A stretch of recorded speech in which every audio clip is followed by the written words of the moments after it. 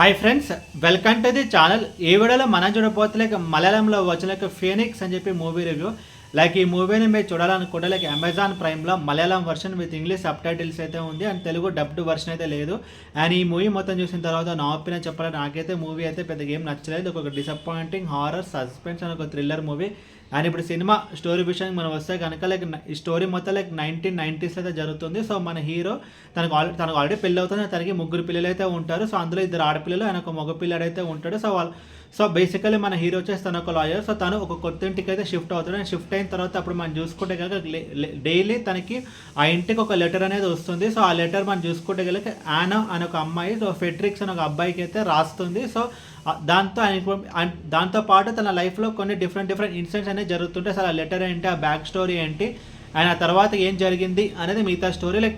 ముందుగా ఈ cinema plus points గురించి మనం మాట్లాడుకుంటే కనుక like technical departments background score and cinematography అయితే బాగుంది. అండ్ లొకేషన్స్ కూడా బాగున్నాయి. బికాస్ ఈ స్టోరీ మొత్తం 1990sలో and flashback portions 1970s అయితే జరుగుతుంది. సో వీళ్ళు చూపించిన లొకేషన్స్ అయితే బాగున్నాయి అండ్ బ్యాక్గ్రౌండ్ స్కోర్ బాగుంది. ఎస్పెషల్లీ ఫ్లాష్ బ్యాక్లో వచ్చే లవ్ స్టోరీలో ఆ ఎమోషనల్ బీజిఎం అయితే చాలా బాగుంటుంది. అండ్ క్లైమాక్స్లో కూడా ఎమోషనల్ బీజిఎం అనేది చాలా బాగుంటుంది. అండ్ డిఓపి కూడా బాగుంటుంది. అండ్ ఇంకొకటి మనం చూసుకుంటే కనుక ఫస్ట్ హాఫ్లో కొంచెం వరకు సస్పెన్స్ ఉంటుంది కదా, ఒక 10 to 15 minutes వరకు కొంచెం బాగానే మెయింటైన్ చేస్తారు. అసలు ఆ లెటర్ ఏంటి, ఆ బ్యాక్ స్టోరీ ఏంటి అన్నట్టు.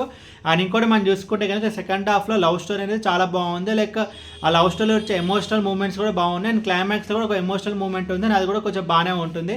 అండ్ ఇప్పుడు సినిమా మైనస్ గురించి మనం మాట్లాడుకుంటే కనుక ఎంటైర్ ఫస్ట్ హాఫ్లో అసలు స్టోరీ అంటూ ఏమైతే ఉండదో స్టార్టింగ్ 10 minutesలోనే మనకి ఆ లెటర్ ఇంటికి రావడం అయితే జరుగుతుంది. వన్స్ ఆ లెటర్ ఇంటికి వచ్చిన తర్వాత వాళ్ళు వెళ్ళి ఒక ప్రీష్ని కలిసేంత వరకు అసలు మూవీ అయితే చాలా బోరింగ్ అయితే కొడుతుంది. అండ్ మూవీ అంతా చాలా స్లోగా అయితే ఉంటుంది. అసలు ఫస్ట్ హాఫ్ అయితే చాలా స్లోగా అయితే ఉంది. దాదాపు 15 to 20 minutesలో అయిపోవాల్సిన ఒక స్టోరీని దాదాపు ఎంటైర్ ఫస్ట్ హాఫ్ వరకు వీలైతే సాగడం అయితే జరిగింది. అండ్ సెకండ్ హాఫ్లో వచ్చే లవ్ స్టోరీ బాగుంది. అండ్ క్లైమాక్స్ మనం చూసుకుంటే కదా నాకైతే కొంచెం అయితే క్లైమాక్స్ అర్థం కాలేదు. సో ఆనా అమ్మాయి అండ్ ఫెడ్రిక్స్ మనం చూసుకుంటే కనుక నీకు చెప్తే మీకు స్పాయిలర్ అవుతుంది. బట్ క్లైమాక్స్ ఇంకా కొంచెం బెటర్గా ఏం చెప్పాలనుకున్నాడు అని చెప్పి ఇంకా కొంచెం బెటర్గా ఉంటే బాగుండేది. అండ్ ఓవరాల్ ఈ మూవీ గురించి చెప్పాలంటే ఫస్ట్ హాఫ్ అయితే చాలా బోర్ కొడుతుంది. అండ్ సెకండ్ హాఫ్లో వచ్చే ఆ ఫ్లాష్ బ్యాక్ ఎపిసోడ్లో యానా back story and Fredrick's back story ఆ లవ్ స్టోరీ అయితే బాగుంటుంది. అండ్ క్లైమాక్స్ అయితే కొంతమంది నచ్చుతుంది అండ్ కొంతమందికి అయితే అర్థం కాదు. బట్ ఓవరాల్ మూవీ నాకైతే నచ్చలేదు. అండ్ ఈ మూవీకి నేను ఇస్తున్న rating 1 out of 5 because movie అంతా చాలా స్లోగా అయితే ఉంటుంది. సో ఎలాంటి ఒక థ్రిల్ మూమెంట్స్ అంటూ ఉండవు అండ్ ఎలాంటి ఒక